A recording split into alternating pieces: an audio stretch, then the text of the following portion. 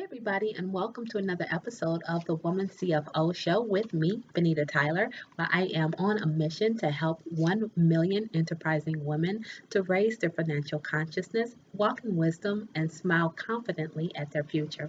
You know what? Today I want to talk about making foolish decisions in business.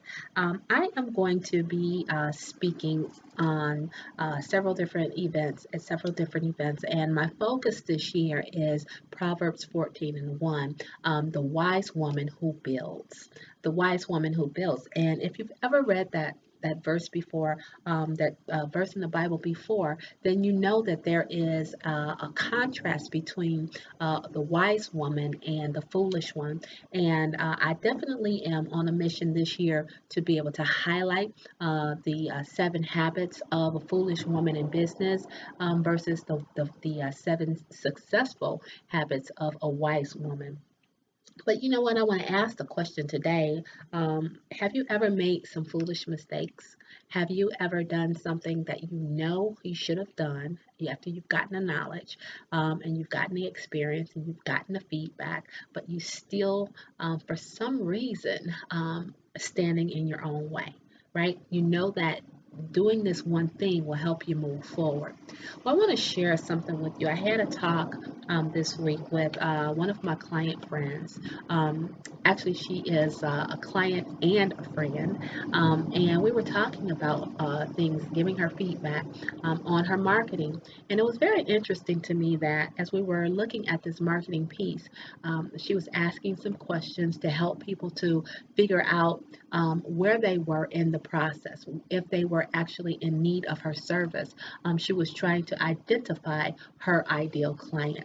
And one of those questions asked, do you are you intimidated at all by working with a business professional? Do you think that it would be harder for you to make the sale or to run your company by employing or using the advice that these particular individuals bring? Many of you know that I'm always an evangelist of having a board of directors, having people to work alongside you that will help to make your company stronger. You need a team, people that bring accounting. For example, bring tax expertise, bring legal expertise, financial, your bankers. All of these people should be on your company's board of directors.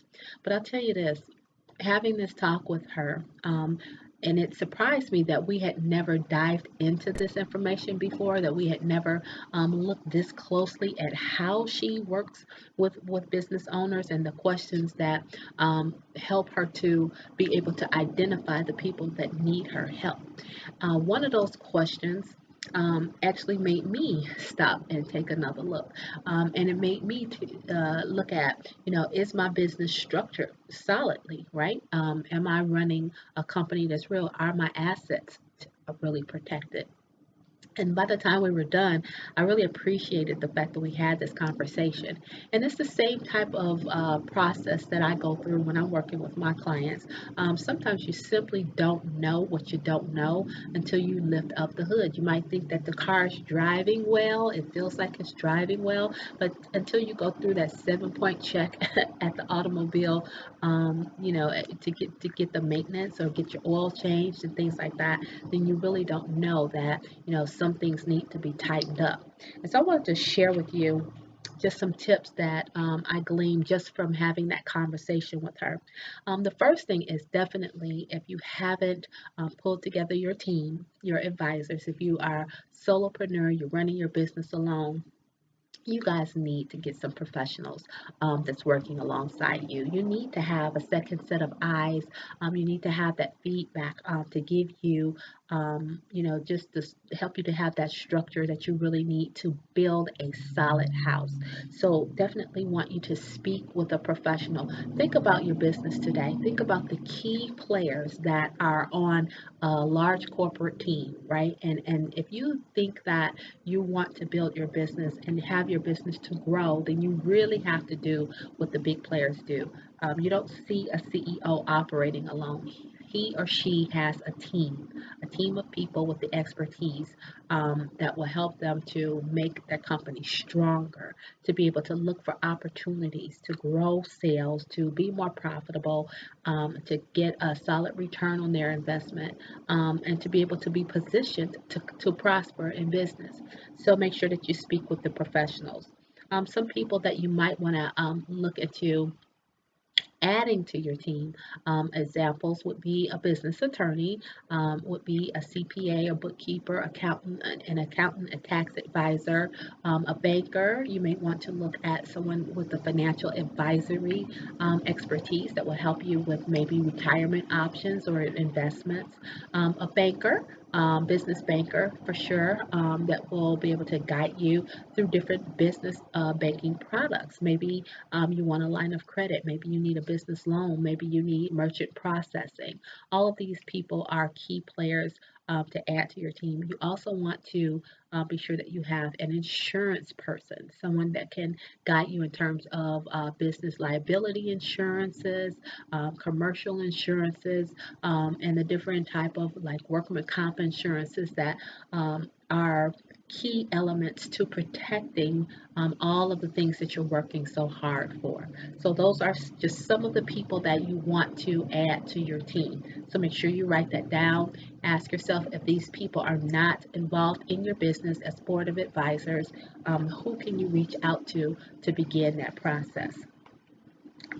Second thing is be ready for the aha moments. And like I said, when I was speaking with my friend, we were talking about these topics, and it was interesting that I thought that I had it all together. I thought that I had everything in place from my bylaws to my shareholder agreements.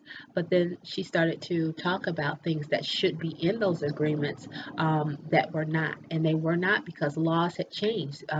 Since the time that I had even started my business, things are need to be in place that have changed in terms of how business companies are structured, corporate law.